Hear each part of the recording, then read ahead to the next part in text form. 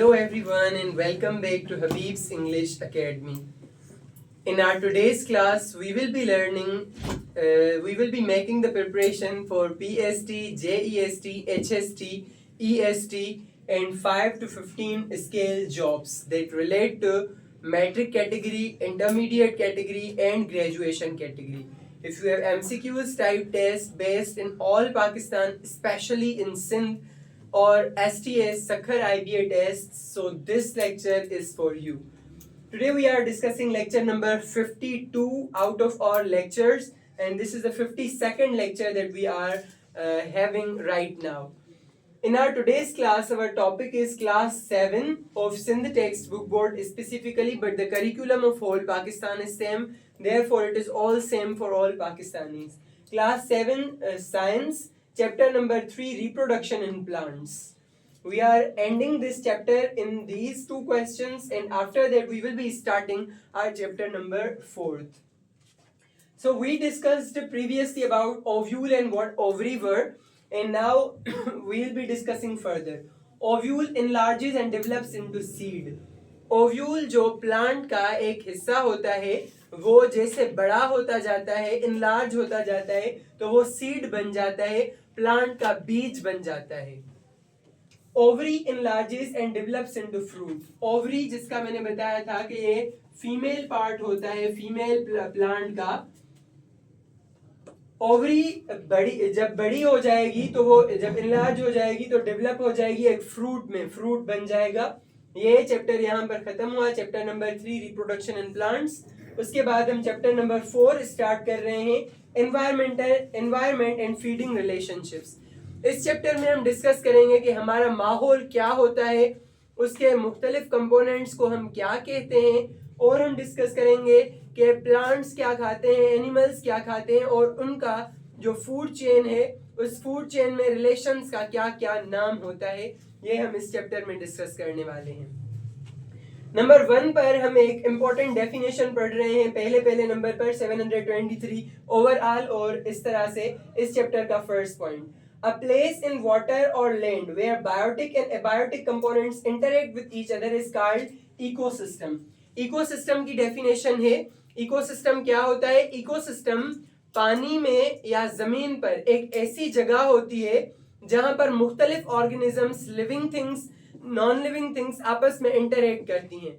यहाँ पर हमारे पास दो इंपॉर्टेंट साइंटिफिक वर्ड्स आ रहे हैं, बायोटिक एंड एबायोटिक. बायोटिक का मतलब होता है बायो वाला, जिंदगी वाला. बायो का मतलब है जिंदगी, लाइफ.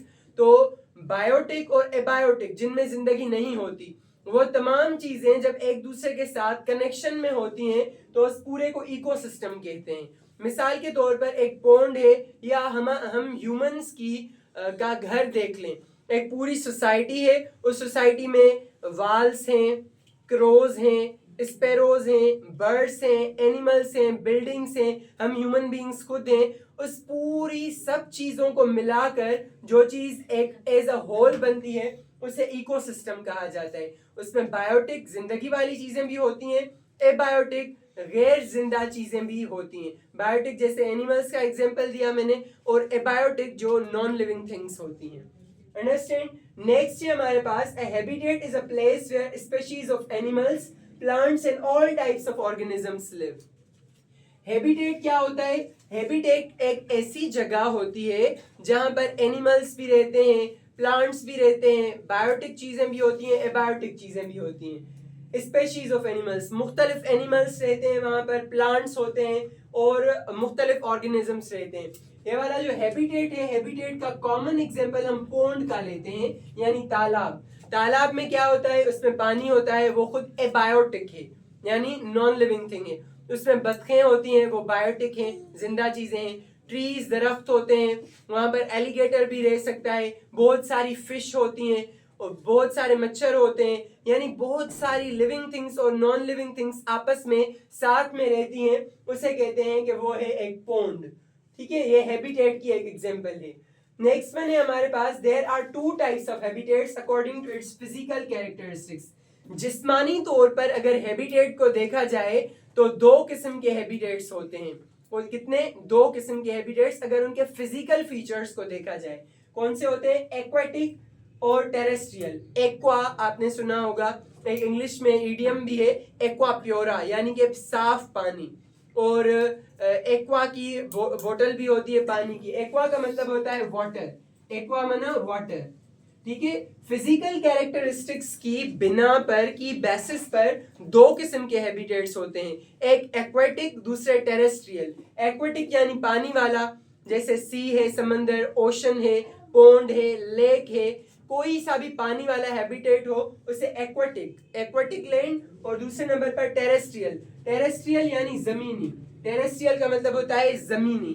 एक पानी वाले हैबिटेट्स होते हैं, दूसरे जमीन वाले हैबिटेट्स होते हैं। Lakes, ponds, rivers, streams and sea are aquatic habitats. ये पानी वाले हैबिटेट्स हैं। कौन कौन से? लेक क्या होती है? एक बहुत बड़ा सा पानी का हिस्सा जिसके इर्द गिर्द जमीन हो, और वो पोंड नहीं होता, पोंड छोटा होता है, लेक बहुत बड़ी होती है, जैसे सिंधी में ढंड चेप हुआ है। पोंड यानी कि तालाब, ये छोटा होता है लेक से। रिवर बहता हुआ पानी पर बड़े पैमाने पर। स्ट्रीम यानी कि नदी, छोटी सी नदी छोटी होती है रिवर से, छोटी सी। दरिया बहुत बड़ा होता है, बहुत बड़े पैमाने पर बहता है, नदी छोटी सी होती है। और सी, समंदर, ओशन है, वो सारे एक्वाटिक हैबिटेट्स हैं, पानी वाले हैबिटेट्स।